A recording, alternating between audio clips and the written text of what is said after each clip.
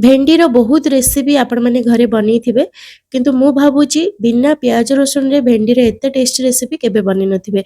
निश्चय थरे घरे ट्राए करंतु समस्त को पसंद आसीबो। भेंडीर ए गोटे आइटम जदि बनौछंती डाली भात हो किंबा पखाळ भात कि रुटी परोठा हो सबुतरे बहुत बढ़िया लागिबो खाया पई। सबुटु मेन पार्ट हैला मात्र 10 मिनिट भितरे ए आइटम टी आपण माने बनी परिबे। एइथरे मोर ग्यारंटी गोटे थर आपण माने बनातु देखिबे सप्ताह को 2 थर बने की खाइबे। यदि रेसिपी भल लागिबो निश्चय लाइक करिवे शेयर करिवे।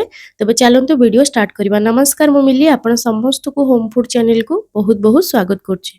प्रथमे भेंडी को गोटा भल भाबरे धोई देबे छाणी देबे जेमति कि एक्स्ट्रा पानी बाहर जिवो तापरे काटिबे।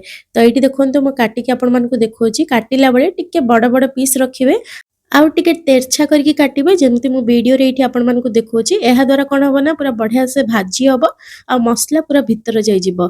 तो एमिति हमें सबु भेंडी को काटि के रखि देबा। तो एठी मु पाखा पाखी 300 ग्राम भेंडी नेछि आपण जेति की क्वांटिटी रो बनेबे सेही हिसाब रे नेबे। जेहेतु बिना प्याज रसुन रे मु बनौछि तो तापे गोटे स्पेशल मसला बनेबा। तो एठी मु नेछि 1/4 कप पाखा पाखी 4 बड़ चमच हबो चिना बादाम। बादाम को लो टू मीडियम फ्लेम रे भाजी देबा जेमति की पूरा बढ़िया से भाजी हे जिवो। आमे ठंडा हबा पई छाड़ दबा। ठंडा हे गेला परे आकु गोटे ब्लेंडर जार रे दे दबा। ठंडा हैला परे ही ग्राइंड करिवे नहले गरम गरम कले तेल बाहरी जिवो। ठंडा हे गेला परे इतरे मु आउ दोछि गोटे बड़ चमच धळा राशि ता कंचा अछि भाजीबा दरकार नै बहुत बढ़िया टेस्ट आसीबो। ता सहित गोटे छोटो चमच हळदी गुंड तापरे गोटे बड़ चमच काश्मीरी लंका गुंड आपण जेति की राग खाउतिबे सेही हिसाब रे देबे। गोटे बड़ चमच धनिया गुंड गोटे छोटो चमच गोटा पान मधुरी एटा भी कंचा नेबे। ता सहित लास्ट रे देखंतु गोटे छोटो चमच आमचूर बा ड्राई मैंगो पाउडर ए सब को हमें दरदरा करके ग्राइंड कर दबा। एटी देखंतु हमर ए मसला रेडी हे गला। मसला को बेसी चिकन करके ग्राइंड करिवेनी टिके दरदरा रखिबे जहा द्वारा टेस्ट और टेक्सचर भलो आसीबो। एठी मो बादाम रो चोपा छडेनी आपण चाहिले छडे की भी नै परिबे। तो एबे आकु साइड रे रख दबा। सेही फ्राई पैन रे 2 रु 3 बड़ चमच दबा रिफाइन तेल।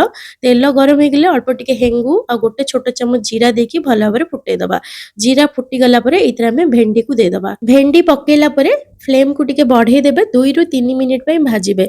जेहेतु भेंडी रे लाळ अंश थाए संगे संगे लूण पकेबेनी। लूण पकेले कोन होबो ना भेंडीटा भाजी हबा आगुरु ही सिजी जिवो आ फिटी जिवो जहा द्वारा लाळुआ लागिवो। तो 2 रु 3 मिनिट पई हाई फ्लेम रे भाजीबा। तापरे इतरा में लूण पकेबा बाकी बन्नी के रखथिबा मसला पकेबा। भलो बासना पे एथरे मु भुरसंग पत्र पकोछि।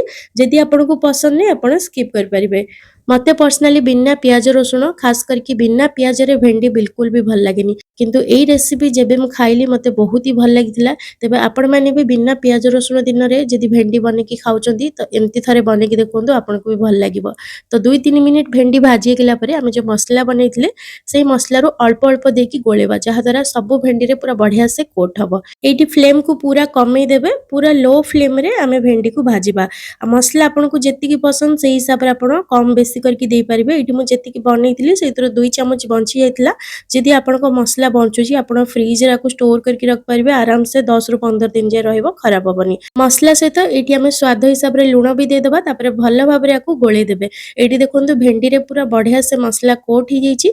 एबे आकु पूरा लो फ्लेम रे भाजीबा जहा द्वारा मसला पोडीबनी पूरा बढ़िया से भाजी जिवो भेंडी भी सिजी जिवो। मु एठी बिल्कुल भी कवर करनी पैन को। जदि आपन को लागुतबो भेंडी सिजिबा को टाइम लागुची तो आपन कवर करके भी लो फ्लेम रे भाजी परिबे। तो पाखा पाखी 2-3 मिनिट भीतर देखंतु पूरा बढ़िया भाबरे भाजी गेलानी आ भेंडी भी प्राय सिजी आसलानी। भेंडी रे रेसिपी बनेबा जेते सहज खाइबा पई मध्ये सेति की टेस्टी लागिता। एठी आपण माने देखिले केते कम समय रे हे गला भेंडी भी पूरा सिजी जाईची। तो एठी हमें फ्लेम को बंद कर दबा। जेहेतु इतरे बादाम पड़ीची गोटे नट्टी फ्लेवर आसीबा सहित मसलार चटपटा टेस्ट रहइबो। घरे निश्चय ट्राई करंतु। गरम गरम भात डाली सहित बहुत बढ़िया लागिबो। रुटी परोटा सहित भी खाई परिबे। ता छडा लंच बॉक्स रे देई परिबे। पिला मानको टिफिन रे देई परिबे सेमान को भी बहुत भल लागिबो। आशा करछि आजिर रेसिपी आपण मानको भल लागितिबो। निश्चय वीडियो को लाइक करिवे शेयर करिवे। पुणी आसीबे नया रेसिपी नै की रहुछि। धन्यवाद।